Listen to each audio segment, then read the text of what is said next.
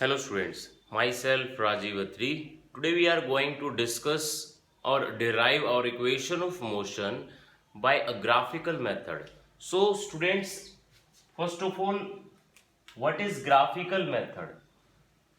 We have to derive our three equation of motion by taking into consideration this graph between V and T. V is for velocity and T is for time. By Vt graph,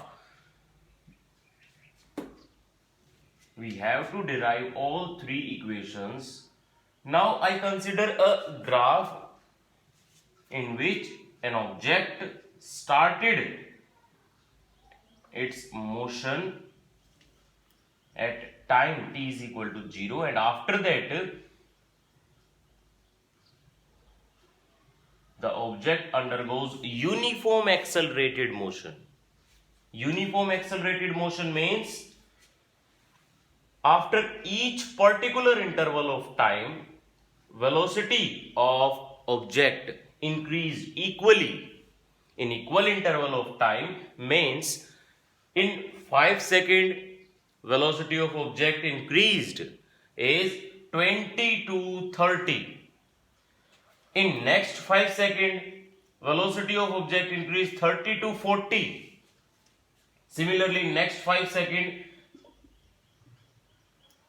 40 to 50, 50 to 60, means each 5 second the increment in velocity is 10 meter per second.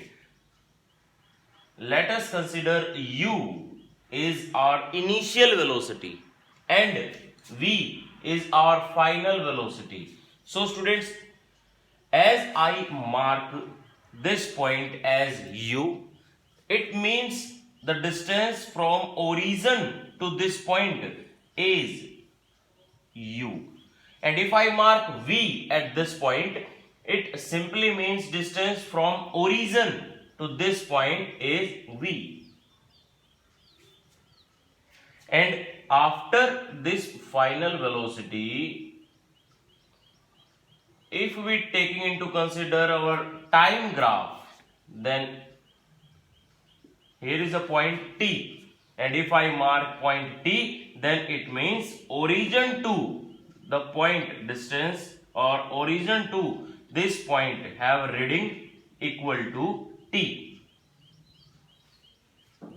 Now students, इसी graph के अंदर या जब मैंने अपनी previous videos के अंदर graphical representation दी थी आपको एक्सेलरेटेड मोशन की, मैंने आपको 8 से 10 ग्राफ्स बनाने सिखाए थे अपनी प्रीवियस वीडियो के अंदर. उसी में मैंने आपको लास्ट में नोट में 2 पॉइंट्स लिखवाए थे.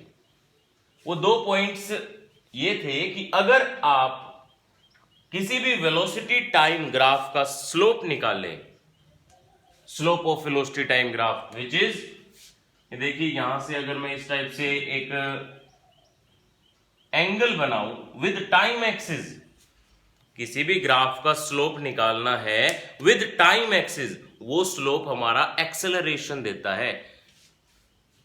सो स्टूडेंट्स, ये याद रखना है आपको कि टाइम एक्सिस के साथ ही स्लोप होना जरूरी है. वेलोसिटी एक्सिस के साथ स्लोप नहीं लेंगे आप. टाइम एक्सिस के साथ जो स्लोप होगा वही स्लोप क्या देगा, एक्सेलरेशन.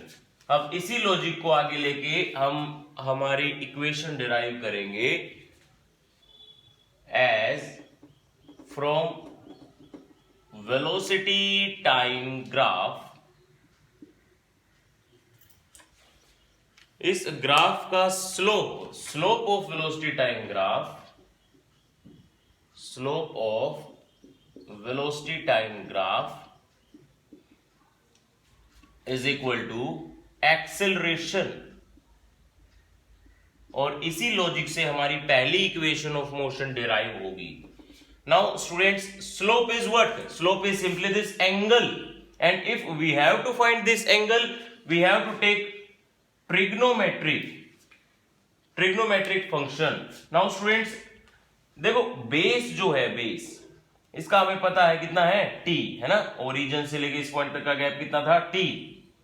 हाइट कितनी है, अगर ये डिस्टेंस v है, ये डिस्टेंस u है, तो अगर मैं v माइनस u करता हूं तो मेरा ये डिस्टेंस निकल के आएगा परपेंडिकुलर। कितना? v minus u perpendicular. Means हमें बेस भी पता है, हमें परपेंडिकुलर भी पता है, हाइपोटेन्यूज का हमें कोई आइडेंटिफिकेशन नहीं मिला। और अगर नहीं मिला तो अपनी डेरिवेशन के अंदर हम हाइपोटेन्यूज नहीं लेंगे, हम सिर्फ परपेंडिकुलर और बेस की ही हेल्प लेंगे। और परपेंडिकुलर और बेस को जोड़ने वाला ट्रिग्नोमेट्रिक फंक्शन है tangent, tan theta.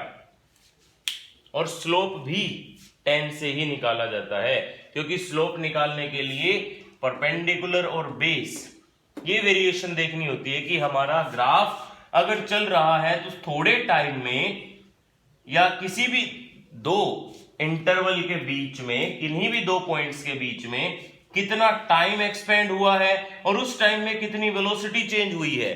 So perpendicular और बेस इन दोनों की हेल्प लेके हमें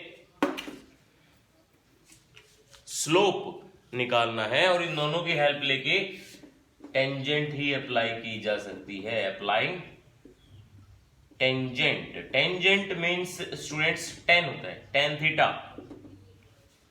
okay, tan theta perpendicular divided by base, perpendicular divided by base, perpendicular is v minus u divided by base is t. And now students, this is slope, and slope of velocity time graph gives acceleration. Acceleration is equal to, by cross multiplying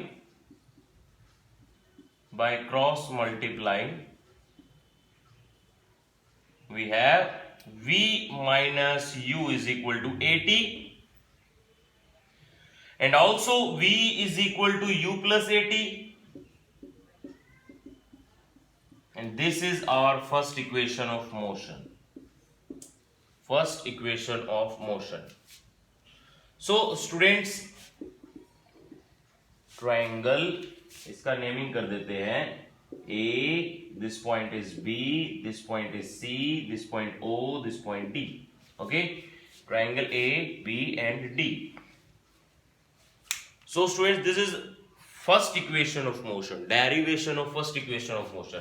Now second, इसी velocity time graph से second equation का derivation भी निकालेंगे। देखें, अब मैंने दूसरा जो नोट में लिखवाया था, दूसरा जो प्रीवियस वीडियो में मैंने ग्राफ्स बनवा रखे हैं, उसमें दो नोट्स लिखवाए थे मैंने। पहले नोट में पहले जो मेन पॉइंट था, उस पॉइंट में ये लिखवा रखा है कि जो वेलोसिटी टाइम ग्राफ का स्लोप है वो हमें एक्सेलरेशन देता है, और वो भी स्लोप अलोंग टाइम एक्सिस होना चाहिए।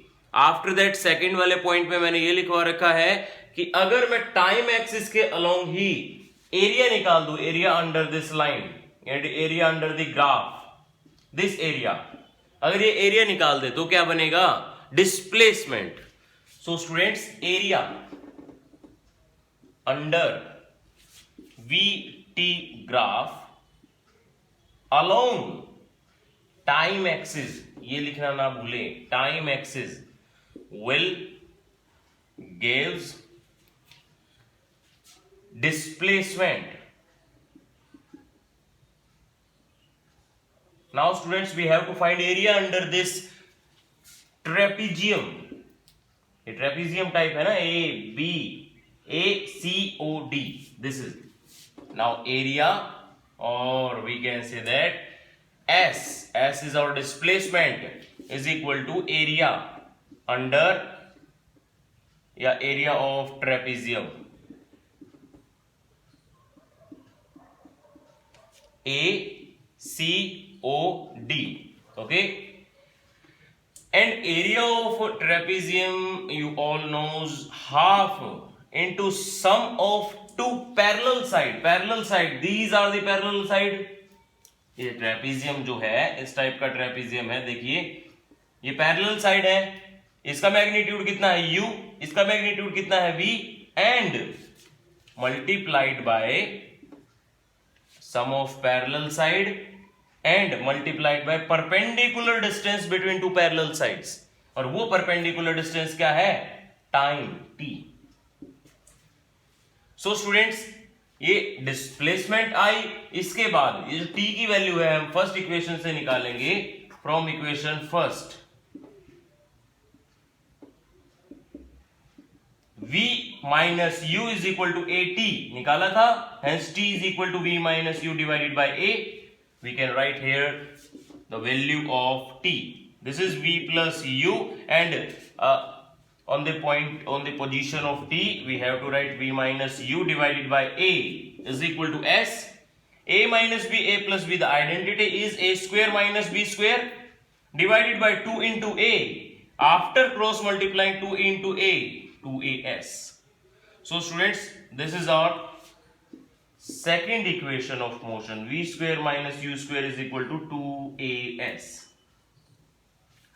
Here is first equation of motion. This is the second equation of motion. After that, the third equation of motion is same. यहीं से निकालेंगे, बट अब की बार देखो सेकंड और थर्ड दोनों इक्वेशन ऑफ मोशन के अंदर डिस्प्लेसमेंट इंक्लूडेड है, और अगर डिस्प्लेसमेंट इंक्लूडेड है तो हम इन दोनों ही इक्वेशन ऑफ मोशन के अंदर डिस्प्लेसमेंट की हेल्प इसी लॉजिक से लेंगे. बट अब एरिया जो निकलेगा वो देखो, एक पार्ट तो ये है ट्रायंगुलर पार्ट, एक पार्ट ये है रेक्टेंगुलर पार्ट. सो इन दोनों पार्ट्स का अगर मैं सेपरेटली एरिया निकालूं एंड आफ्टर दैट ऐड कर दूं, ऐड करने के बाद भी तो डिस्प्लेसमेंट ही निकलेगी. Area of triangle A B D plus area of rectangle A B, sorry here is BCOD. So what is the area of triangle? Half into base into height. Base is what? Angle. ये जो angle के front वाली side है, ये वाली side हमारी perpendicular होती है, एंड ये base.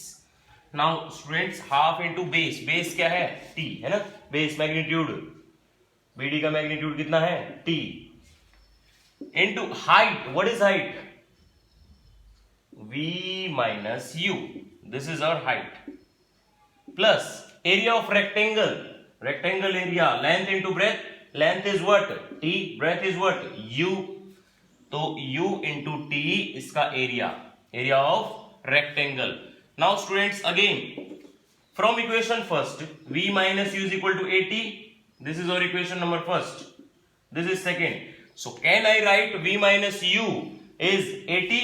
On the place of v minus u, I can write at, and this t already written, u into t, s is equal to ut plus half a t into t, t square.